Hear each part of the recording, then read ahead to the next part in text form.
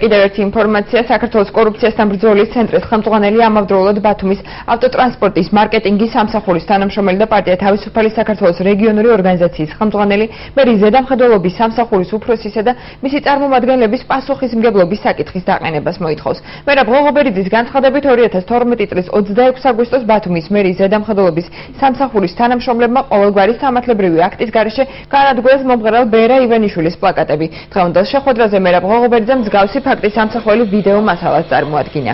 მერაბ ღოღობერიძე მიმართავს პროკურატურას, მერიასა და საკრებულოს დაუყოვნებლივ დაიწყოს ადმინისტრაციული საქმის წარმოება და დადგეს მერიის თანამშრომლების პასუხისმგებლობის საკითხი.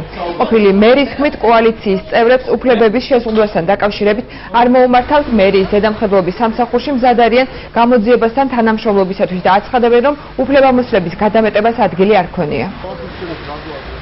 ჩაძინენ უფლებამოსილების გადამეტება, ამისათვის მიმართავთ ქალაქ ბათუმის მერს ბატონ ჯემალანაძეს, ასევე საკრებულოს თავმჯდომარეს და შესაბამისად ბათუმის პროკურატურას დაიწყოს გამოძიება, თუ რის საფუძველით ხელმძღვანელობდა ბათუმის ზედამხედველობის სამსახური და დილის საათებში ახევდა მომღერალ ბერა ივანიშვილის პლაკატებს. მათ ზეპირი განკარგულების საფუძველზე ერთიანი ნაციონალური მოძრაობის მაშინდელი საკრებულოს თავმჯდომარე გიორგი კირთაძისაგან მიღებული ჰქონდათ სიტყვიერი განკარგულება და რა თქმა უნდა რობერტ ჩხაიძისაგან, ქალაქ ყოფილი მერისაგან.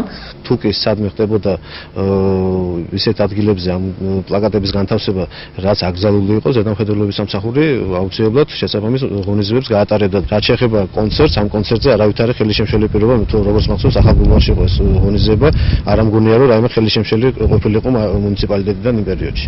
გამოძიებას თუ დაინტერესდება, აუცილებლად ვითანამშრომლობ და ყველა შეკითხვაზე იმ ერთი წლის წინ გაკეთებული ვიდეო მასალა, რომელიც ბატონმა მერაბი წარმოადგინა ბრიფინგზე, აი ზუსტად იმ დროს მეორე დღეს, მესამე დღეს არის გაკეთებული კომენტარები, პასუხები გაცემული, რა სამართლებრივი მიმართულებით წავიდა, ესა თუ ის ქმედება ქალაქის რაღაც თუნდაც პატარა ბოძი რაღაც ღირსშესანიშნაობას წარმოადგენს. მე მგონი ცოტა უხერხულია იქ, რომ გული მიგივიდეს ადამიანს და რაღაცა სარეკლამო პლაკატია, რაღაც სარეკლამო აბრა განათავსო და დააზიანო ბოძი.